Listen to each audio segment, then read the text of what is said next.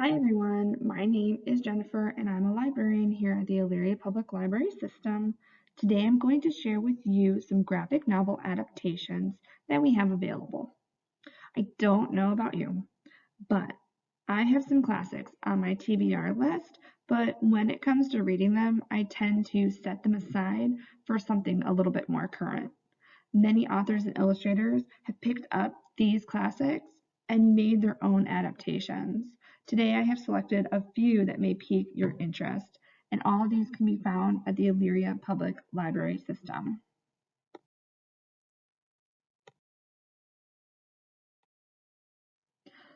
The first two I have for you are ones that are generally required for high school English classes. Both of these have been adapted by Fred Fordham. They are nice changes to the classic paperbacks. So if your high schooler does not really enjoy reading or they prefer graphic novels instead, you may want to give these a try. So the first one is Great Gatsby. It's set in the jazz age of lavish parties on Long Island, and the story follows Jay Gatsby and his love for the beautiful Daisy Buchanan. And as you can see in the graphics, it's going to be light and fun, kind of pull you right into that jazz age. On the other hand, To Kill a Mockingbird is set in the Great Depression, and so as you can see, it's going to be more of that kind of downward, feel. You can see with the kids' clothes, they're really simple. They're wearing overalls. There is a bit more dialect and less story.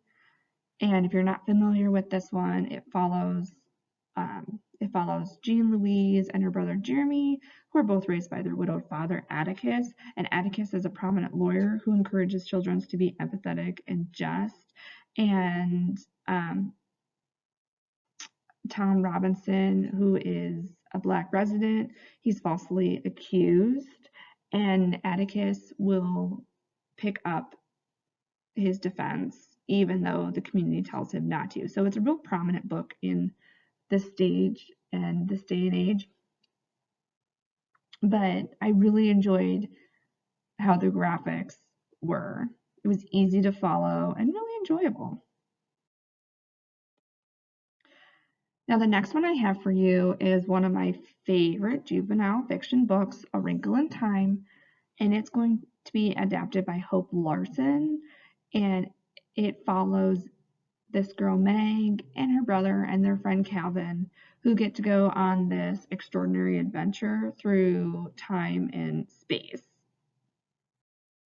And because they're going through this different adventure, you're going to see that the graphics are a little bit darker. It's all going to be in this blue and black and white coloring.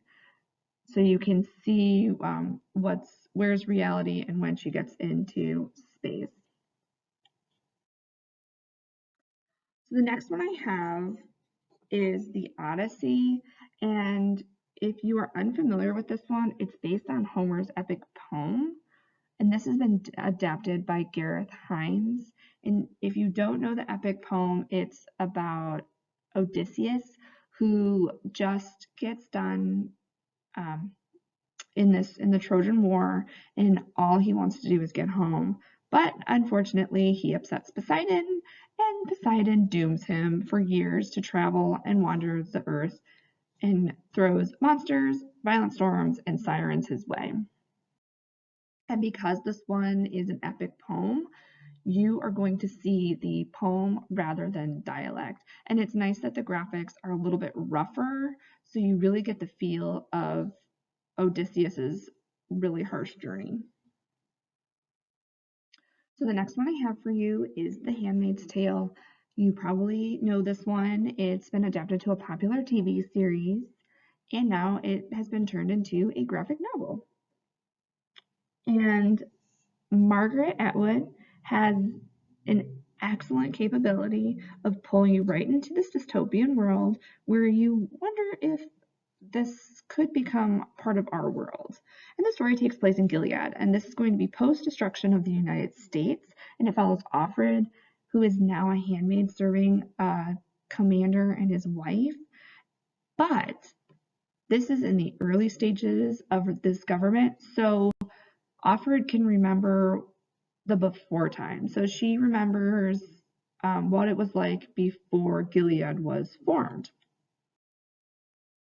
And so the graphic is going to show that. It's going to show the harshness of the handmaids and what they go through, on top of Offred's flashbacks to, the simplicity of walking down the street and having a cup of coffee from Starbucks with her husband, and how much it's changed.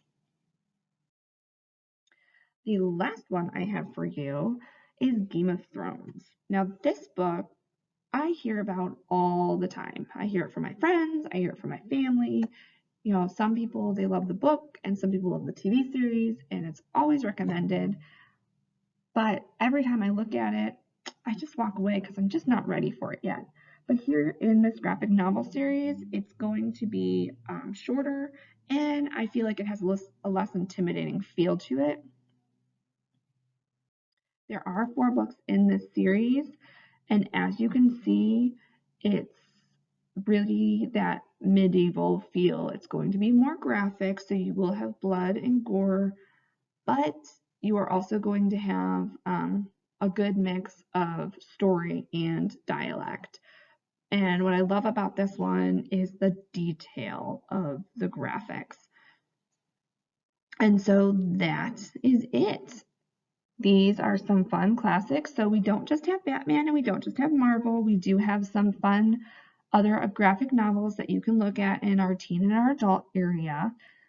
I hope you enjoyed this presentation. For more presentations, you can go to elyrialibrary.com.